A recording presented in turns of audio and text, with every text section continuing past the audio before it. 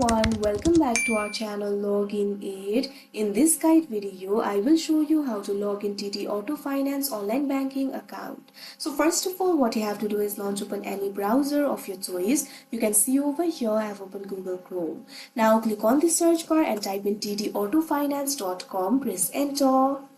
Now you can see over here you'll be led to the official website of TD Auto Finance. From here you'll be able to log into your account. If you do not have the account yet, you can click on this option register now and you'll be able to register for your online account.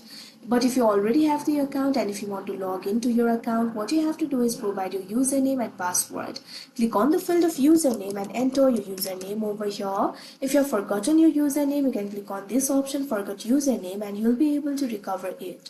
Likewise, you'll have to enter the password. Click on the field of password and enter the password over here.